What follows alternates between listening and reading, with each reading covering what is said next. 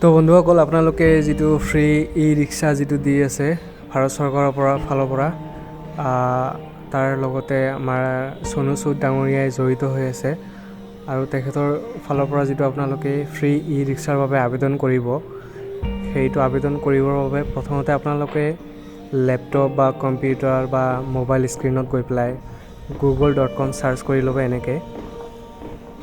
তো সাৰ্চ কৰাৰ পিছতে যেতিয়া আহি যাব গুগল, তেতিয়া ইয়াতে আপোনালোকে সাৰ্চ কৰিব খুদ কমাও ঘৰ চলাও। এইটো চাওক প্ৰথমতে আহি গৈছে, এইটো আপোনালোকে সিলেক্ট কৰি দিব। সিলেক্ট কৰাৰ পাছত ইয়াতে প্ৰথম যিটো লিংক আছে ইয়াত ক্লিক কৰি দিব।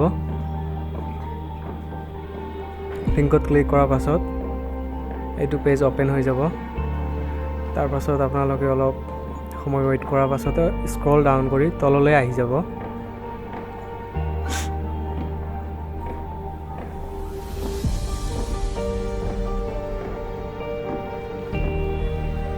তললৈ অহাৰ পিছত এয়া চাওক, এইটো হৈছে অফিচিয়েল সাইটৰ যিটো লিংক। এইটো লিংক ৰেড কালাৰৰ যিটো, ইয়াত আপোনালোকে ক্লিক কৰি দিব। ক্লিক কৰাৰ পাছতে লোডিং হৈ আছে আমাৰ যিটো পেজখন, এইটো ওপেন হৈ গ'ল। ইয়াত চাওক আপোনালোকে এই পেজখনত আপোনালোকৰ বাবে মানে সম্পূৰ্ণ যিটো ডিটেইলছ দিব লাগিব। তো প্ৰথমতে চাওক ইয়াতে লিখা আছে নেম দিব লাগিব আপোনাৰ। তাৰ পাছতে আপুনি কি ব্যৱসায় কৰে সেইটো বিজনেছ নেমটো ইয়াত দিব। তাৰপাছত ফোন নাম্বাৰ, ইমেইল, ইনকাম চাৰ্টিফিকেটৰ নাম্বাৰটো আপোনালোকৰ লাগিব। ড্ৰাইভিং লাইচেন্স নাম্বাৰ থাকিলে দি দিব।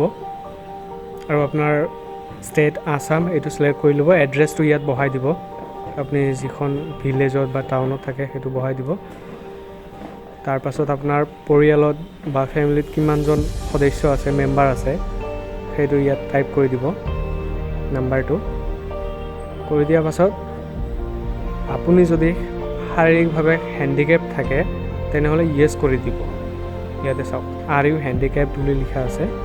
ইয়াতে যদি আপুনি হেণ্ডিকেপ থাকে তেনেহ'লে য়েছ কৰি দিব, আৰু যদি আপুনি নাথাকে হেণ্ডিকেপ তেনেহ'লে ন' কৰি দিব। ন' কৰাৰ পাছত তলত আহি পেলাই ইয়াত চাওক ইয়ৰ মেছেজ বুলি লিখা আছে। তো আপুনি মানে কিহৰ কাৰণে বাবে অসফল হৈ পৰিছে বা আপোনাৰ কি সহায় লাগে, হেল্প লাগে, যাৰ কাৰণে আপুনি ই ৰিক্সা বিচাৰি আবেদন কৰিছে, সেইটো ইয়াত অলপ ডিছক্ৰাইব কৰি দিলে ভাল হ'ব। তো কৰি পেলাই আপুনি ইয়াত ছাবমিট মেছেজত ক্লিক কৰি দিব লাগিব। ছাবমিট মেছেজ ছাবমিট মই এবাৰ ক্লিক কৰি চাম। ইয়াত